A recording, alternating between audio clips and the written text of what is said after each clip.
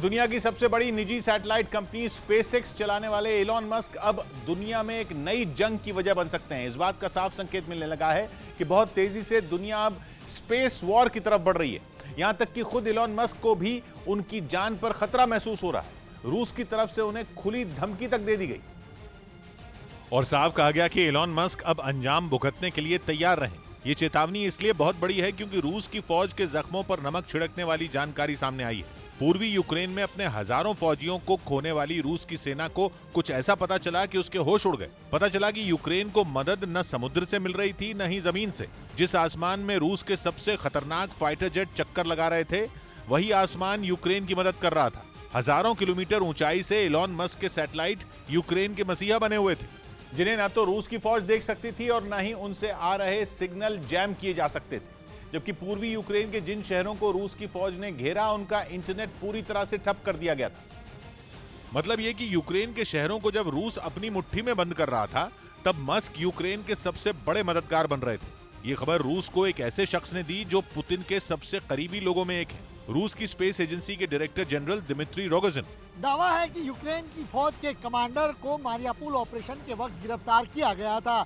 जब उसकी पूछताछ हुई तो स्टारलिंक सैटेलाइट का भेद खुल गया। स्टारलिंक एलॉन मस्क की कंपनी स्पेसएक्स का एक बहुत बड़ा प्रोजेक्ट है, जिसके जरिए वो पूरी दुनिया को सस्ता और तेज इंटरनेट देने का सपना कई साल से दिखा रहे हैं। और इसके लिए सैकड़ों छोटे सैटेलाइट अंतरिक्ष में भेजे भी जा चुके हैं। लेकिन प्रोजेक्ट पूरा होने से पहले ही यूक्रेन के काम आने लग गया और स्टारलिंक की ही मदद से यूक्रेन की फौज को रूस की सेना के हर कदम की जानकारी भी मिल रही थी, जिसकी वजह से रूस को बड़ा नुकसान होने की खबर है। दिमित्री रोगोजिन के बयान के बाद रूस की खींच सामने आ गई। मारियोपोल यूक्रेन का एक ऐसा शहर है जो आसमानी हमलों की वजह से खंडहर में बदल चुका है। रूस जिस शहर पर कुछ घंटों में कब्जा कर सकता था, उसे मुट्ठी में बंद करने में कई हफ्ते लग गए। रूस के हजारों सैनिकों की जान मारियोपोल में चली गई। इसीलिए स्टारलिंक से यूक्रेन को मिलने वाली मदद की खबर के बाद रूस की झुंझलाहट सामने आ गई। रोगोजिन ने धमकी दी कि वो सीधा सीधा एलॉन मस्क को जिम्मेदार मानेंगे। यूक्रेन की जंग में एलॉन मस्क का नाम पहली बार खुलकर सामने आया। हालांकि पहले भी यूक्रेन को स्टारलिंक से मदद मिलने की चर्चा जरूर छिड़ी थी, लेकिन खुलकर किसी ने एलॉन मस्क, स्पेसएक्स या स्टारलिंक का नाम नहीं लिया था।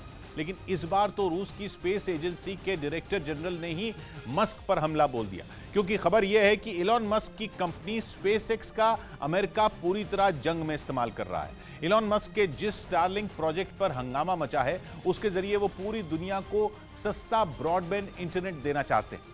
हालांकि इस प्रोजेक्ट को शुरू होने में अभी कुछ साल का वक्त बाकी है और इसमें अभी हजारों सैटेलाइट जोड़े जाने बाकी हैं। लेकिन दावा यह किया जा रहा है कि यूक्रेन की फौज स्टारलिंक के जरिए इंटरनेट का पूरा इस्तेमाल कर रही है। अमेरिका ने यूक्रेन की मदद के लिए जो हथियार भेजे, कहा जा रहा है कि उनमें स्टारलिंक के कुछ उपकरण भी थे।